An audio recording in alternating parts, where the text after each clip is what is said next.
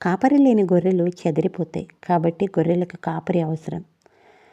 99 గొర్రెలు తన పక్కన ఉన్నప్పటికీ ఒక్క గొర్రె తప్పిపోతే ఆ గొర్రె కోసం రేయింపగలు వెతుకుతూ అది దొరికినప్పుడు ఉన్న ఆనందం వెలకట్టలేనిది. 99 పక్కనున్నా కూడా ఆ ఒక్కదాని కోసం తను ప్రయాసపడతాడు.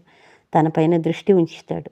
అలాగే పరమ కాపరి అయిన యెహోవా మన పక్షమున ఉండి మన పైన దృష్టి ఉంచుతున్నాడు. తన రెక్కల నీడలో మనల్ని భద్రపరుస్తున్నాడు.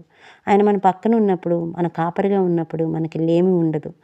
ఆయన మన పక్కన ఉన్నప్పుడు శత్రువు దాడి ఉండదు. మన పక్కన 1000 మంది పడినా, కుడి పక్కన 10,000 మంది కూలినా ఏ అపాయం మన యొద్దకు రాదని దేవుడు వాగ్దానం ఇస్తున్నాడు.